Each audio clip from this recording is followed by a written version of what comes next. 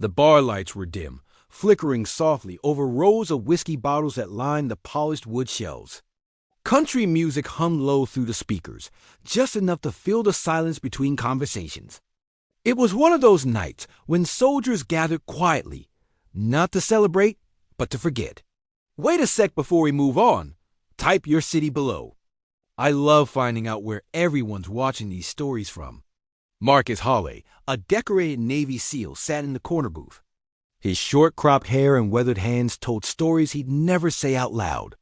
He had the look of a man who'd seen too much and slept too little. He sipped his drink, eyes fixed on the door every time it opened, a habit he couldn't kill even back home. But when she walked in, the entire room shifted. She wasn't dressed to impress. Plain jeans, a black leather jacket, hair tied back in a low bun. But there was something about her, a quiet confidence, the kind that couldn't be faked. The bartender noticed too. So did Marcus. She took a seat a few stools away, ordered a whiskey neat, and stared at the shelves like they were war maps. Marcus cleared his throat and said, "You don't look like the whiskey type." She turned slowly, her eyes cold gray, sharp as a blade. "And you don't look like a man who minds his own business." He laughed under his breath. "Fair enough. Just trying to be friendly." "Friendly," she repeated, the corner of her lip curling.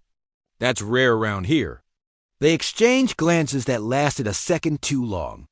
Something in her eyes looked familiar, that same distant ache soldiers carried after too many tours. Marcus lifted his glass. "So, what brings you to a place like this?" "You military?" She hesitated. "Once." "Ah," he said, smiling. "So was I Navy SEALs." That got her attention. She looked up for the first time, really looked at him. "SEALs, huh?" "Yeah," he said proudly. "Team 7, Afghanistan, Iraq, and a few places I can't name." She nodded slowly. "Sound like you've seen things." "Too many," he replied. "But you?" He leaned forward. "You've got that look too. What was your unit?" Her eyes softened for half a second, then hardened again. "Doesn't matter." Marcus chuckled. "Come on, just curious. What was your call sign?" That's when everything changed. The bar's hum seemed to die. The sound of clinking glasses faded. The woman's eyes turned cold as winter steel. She stared at him for a long, tense moment before finally answering quiet, but with an edge that made every hair on his neck stand. "Viper 1. Marcus froze. His glass slipped from his fingers, whiskey splashing across the counter. His jaw went slack as he stared at her, the name echoing in his mind like a gunshot. Viper 1. No, it couldn't be. That was the call sign whispered in stories. The legend from Kandahar. The ghost sniper who'd saved more SEALs than anyone ever saw. The one who vanished after the Black Dunes operation. The one everyone thought was dead. He whispered, almost afraid to believe it. "You're Viper 1? She didn't answer. She just looked at him, calm and unbothered, like she'd already lived through 1,000 moments worse than this. "Yeah," she finally said. "Once upon a time." Marcus's heart pounded. He'd heard the name in debriefings, over encrypted comms, in hushed voices between missions. Viper 1 wasn't just a call sign. It was a legend. A phantom. And now she was sitting beside him in a small bar in Virginia, drinking whiskey like none of it mattered. The bar's silence stretched like a wire pulled too tight. Marcus blinked, trying to process what he just heard.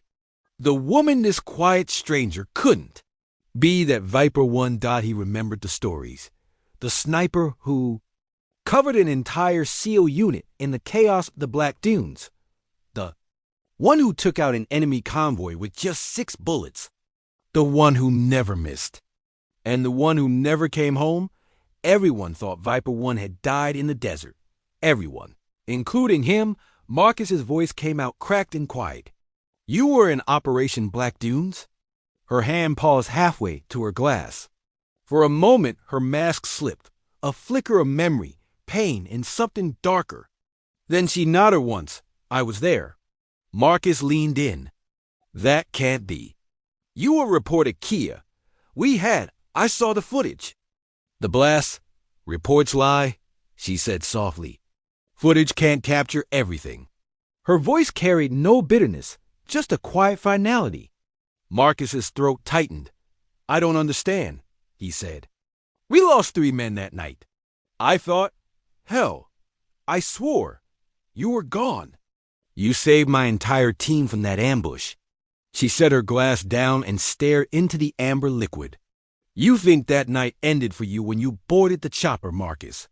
But for me, it didn't end at all. He frowned. What do you mean? Her gaze drifted, as if watching ghosts.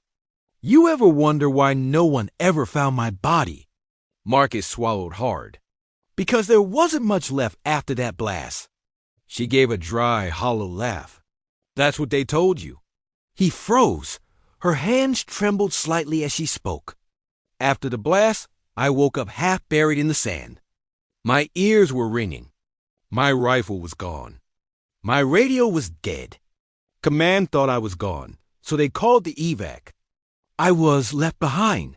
Marcus's stomach dropped. He could almost see it, the burning wreckage, the smoke twisting into the sky, the endless dunes. I crawled for miles, she continued. No water, no backup, just heat and silence. She paused, her eyes glinting with the reflection of the bar lights. I didn't make it out because of luck, Marcus. I made it out because I refused to die in that sand. Marcus couldn't speak. His hand shook slightly on the counter. You were the reason we made it home, he said finally. And we just left you there. You didn't know, she replied quietly. None of you did. The weight of guilt settled between them. He stared at her, this woman who'd survived hell and disappeared without a trace. Why didn't you come back? You could have been a legend. A hero. She looked away, her voice low. I already was a weapon. Heroes get parades. Weapons get stored away when the war's over. Marcus felt that like a punch to the chest. He'd spent years struggling to adjust, too numb to the world outside the battlefield. But she'd been abandoned by the very people she fought for. Finally, he said, what happened after? She exhaled slowly, like the air itself was heavy. They found me 6 days later, barely alive. When I woke up, I wasn't in a hospital. I was in an interrogation room. They thought I'd been captured and compromised. Spent 3 months questioning me. 3 months of proving I wasn't the enemy. Marcus's jaw tightened. That's insane. You saved lives, mine included. She met his eyes. War doesn't care about truth, Marcus. It only cares about stories. And mine didn't fit the narrative. He looked down, ashamed. I would have fought for you. She smiled faintly. You couldn't have. I was erased before the paperwork even reached your desk. The jukebox in the corner switched songs, a slow tune about lost roads and broken promises. It filled the silence like a quiet requiem. For the first time, Marcus saw the faint scars that climbed along her wrists, vanishing beneath the sleeve of her jacket. Not fresh, years old, he whispered. They called you Viper because of how fast you struck. She looked at him. No, she said. They called me Viper because I was trained to survive in poison. Marcus sat back, feeling the weight of her words. Outside, rain began to fall, a soft drizzle against the bar's windows. It felt like the world itself was mourning something. She stood up and dropped some bills on the counter. Where are you going? Marcus asked. She looked at him with a faint, tired smile. Some ghosts don't belong in the light too long. Before he could say another word, she turned and walked out into the rain Marcus wanted to follow. But something inside him, that same soldier instinct, told him she didn't want saving. Not this time. Still, he couldn't let her disappear again. Not after all these years. Not after finding Viper. 1. He threw some cash on the counter and rushed out into the storm. But when he reached the street, she was gone. Only her footprints remained. Fading fast into the puddles, Marcus Holley didn't sleep that night. He sat in his apartment. The rain still hammering on the window, a half-empty bottle of whiskey beside him. The name Viper One echoed in his mind like a drumbeat. He spent years hearing stories, legends about her final mission, the explosion, the presumed death. But now that he'd looked into her eyes, he knew the truth no report could hide. She was alive, and broken in ways no soldier should ever be. He couldn't let it go by morning. His desk was covered in old mission files, printed photos, and declassified reports he kept out of guilt and memory. Most of them were stamped with one word in red ink: restricted. Marcus's fingers traced the faded photo of the Black Dunes team, 12 operators lined up in front of a helicopter. She was there, too. Helmet under her arm, face hidden behind mirrored glasses. That unmistakable aura of calm before chaos. Underneath the photo was a line he'd never noticed before. Viper 1, classified operative, unconfirmed status. Unconfirmed. It meant someone had left her file open. Someone had known she survived. Marcus clenched his jaw. They knew. He grabbed his phone and made a call. Tommy? Yeah, it's Holly. I need a favor. Pull me everything you can on Operation Black Dunes. Personnel, mission debriefs, survivor lists, everything. And I mean everything. Tommy sighed. Man, you're asking for trouble. That op's still blacklisted. Why dig it up now? Marcus hesitated. Because someone we left behind didn't stay dead.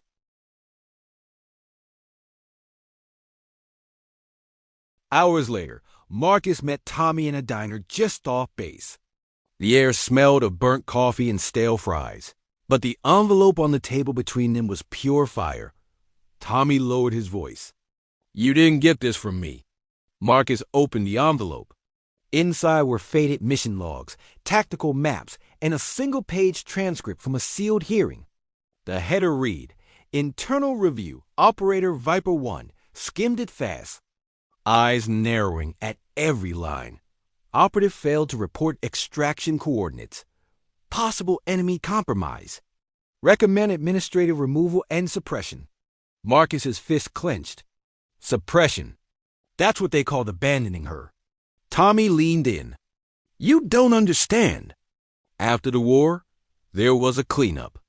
They erased files, erased people, anyone who got too close to covert projects. Viper wasn't just another soldier. She was part of a classified sniper initiative, off the books. Marcus frowned. What kind of initiative? Tommy hesitated. The kind that makes ghosts, Marcus. They took soldiers with perfect kill records and broke them down, physically, mentally, to build living weapons. She was one of the first. Marcus felt sick. They experimented on her? Tommy nodded grimly. Conditioning, isolation, neural drills. All under the guise of combat readiness. But when she started questioning orders, they branded her unstable. Marcus's blood boiled. So when the mission went south, they let her die. Tommy's silence was answer enough. That night, Marcus sat in his truck outside the old Naval Hospital on the outskirts of Norfolk, a facility that had been shut down for years. The kind that never appeared on maps dot through the cracked gate. He saw a faint light still glowing in one window. He grabbed his flashlight and slipped inside. The hallway smelled of mold and dust, old papers scattered across the floor. He passed broken gurneys and shattered lockers until he reached a door marked B4. Personnel archives. Inside were boxes stacked high labeled with call signs. Some he recognized, most he didn't. He found her file near the bottom.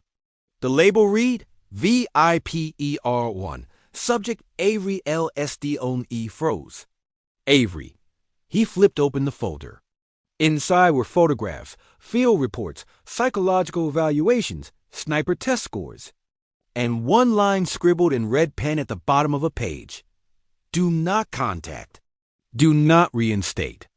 Subject displays severe trauma response and guilt complex. Deemed liability. Marcus exhaled sharply. You've got to be kidding me. Then, behind that report, he found a faded photograph, taken long after the war. It showed Avery sitting outside a rehabilitation center, staring out toward the ocean. Someone had known she survived. Someone had been watching her. He pocketed the photo and left the building, rain washing over him again, as lightning cracked the sky dot as he climbed into his truck. He whispered, "You weren't erased. You were buried alive." The next evening, Marcus returned to that same bar. He didn't know if she'd come back, but he waited anyway. Hours passed. Just when he started to lose hope, the door creaked open. She walked in. Same jacket, same calm expression. But when she saw him, her steps faltered. "I thought you'd moved on," she said. He slid the old photo across the counter. "You've been followed, Avery." Her eyes flicked down, and for the first time, fear broke through her mask. "Where did you get this?" She whispered. "From the archives," he said. "They didn't kill you because you were a threat. They silenced you because you knew the truth." Her voice dropped low. "You shouldn't have gone digging, Marcus. The people who erase me don't like being remembered." He leaned closer. "Then let's make sure they never forget." She stared at him for a long moment, her gray eyes unreadable. Then, slowly, she nodded. "All right, Seal," she said. "You want the truth? Meet me tomorrow. 600 hours. Pier 14. She turned to leave, pausing just before the door. "And Marcus." He looked up. "If you come, don't bring a gun. Bring courage. You'll need it." Then she vanished again, like a ghost that refused to die. The dawn came gray and cold over the Virginia coast. Fog hung low over the water, wrapping the pier in ghostly silence. The old wooden planks creaked beneath Marcus's boots as he walked toward Pier 14, the salt wind biting at his face. He didn't know what he was walking into. A meeting, a trap, or a confession. But when Avery Stone, Viper One, told you to show up, you showed up. She was already there, standing at the edge of the pier, hood up, hands in her pockets, watching the horizon like it might swallow her whole. When she turned, the early light caught her eyes, steel gray, unflinching. "You came," she said quietly. "Couldn't sleep," Marcus replied. "Good," she said. "Then you'll understand what keeps me awake, too." They stood in silence for a while, the sound of waves crashing against the pilings beneath them. Finally, Marcus said, "I found your file." Project Viper. What was it? Avery exhaled slowly. The government's dirty little secret. A program designed to create the perfect operator, emotionless, efficient, obedient. They called it psychological optimization. Marcus frowned. "You were one of them." "I was the prototype," she said bitterly. Viper One. "I wasn't chosen because I was the best sniper. I was chosen because I didn't break. Or at least, they thought I didn't." She walked to the railing, staring out at the sea. "They stripped away everything human. We weren't soldiers anymore. We were weapons calibrated to kill. No hesitation, no remorse." Marcus swallowed hard. "And then?" "Then I hesitated," she said softly. Black Dunes wasn't supposed to be a suicide mission. But when I saw those coordinates, I realized we weren't going after insurgents. We were targeting civilians. Women and children in a hidden camp. A political cover-up. Marcus's eyes widened. "You refused the order." She nodded. "I changed the targeting coordinates last minute. I made sure the strike hit the real insurgent depot, not the refugee site. But in doing so, I exposed the operation." Someone in command panicked. They triggered a backup protocol, a self-destruct fail-safe. Her voice trembled. "That explosion you saw wasn't enemy fire. It was us. They blew up their own to erase the evidence." Marcus felt his stomach twist. "Jesus." She looked at him, eyes hollow. "I was never supposed to survive. When I did, they treated me like a liability, not a soldier. So they erased me. My name, my record, my existence." She turned away, her voice cracking slightly for the first time. "I didn't die in the sand, Marcus. I died the moment they decided truth was more dangerous than war." Marcus gritted his teeth, anger burning hot beneath his ribs. "We can bring this out. The files, the reports, someone will listen." She gave him a sad smile. You still believe in justice. That's what makes you human. But men like them don't fear courts. They fear silence breaking. Then we'll break it, Marcus said firmly, her eyes soft. You don't understand what happens when you fight the system from outside. I've spent years hiding because every time I surface, someone close to me disappeared. He took a step closer. You're not alone this time. Her lips trembled just slightly. Don't make promises you can't keep. Marcus reached into his pocket and handed her the photo he'd found, the one of her at the rehab center. They've been watching you. They'll never stop. But neither will I. She stared at the photo, her reflection flickering in the water below. You shouldn't care, Marcus. He smiled faintly. That's exactly why I do. The sun began to rise, painting the sky in streaks of pink and gold. For a moment, it almost felt peaceful. Then Avery's head snapped toward the far end of the pier. A black SUV rolled up quietly, headlights off. Her voice dropped to a whisper. They found us. Marcus's hand went to his holster, but she shook her head sharply. I told you not to bring a gun. This isn't a fight you win with bullets. 3 men stepped out of the SUV, wearing suits, not soldiers, not cops. The kind of men who carried orders, not consciences. One of them called out, Avery Stone, you're in violation of your NDA and federal clearance agreement. Come with us. Marcus stepped forward. You touch her, and I swear. Marcus, she interrupted, calm but firm. Stand down. He looked at her. She was too calm, too accepting. She turned to him and whispered, They don't arrest ghosts. They erased him again. He shook his head. No, I'm not letting them. She reached up and touched his arm. Her hand was cold, trembling slightly. You already saved me once. Don't throw your life away trying again. The men approached. Avery took a step forward, but just before she reached them, she said softly, Tell them the truth, Marcus. Even if no one believes you. Then she walked toward the car. They opened the door, and she disappeared inside. The SUV rolled away down the foggy pier road until it vanished completely into the mist. Marcus stood there alone, the sea wind whipping at his jacket. He whispered to the empty air, I will. Viper, I'll tell them all. He didn't see her again for a long time, but sometimes, when he turned on the news and caught stories about leaks from old military archives, whistleblowers exposing buried operations, he saw the pattern. The timing. The subtle signature in the code names.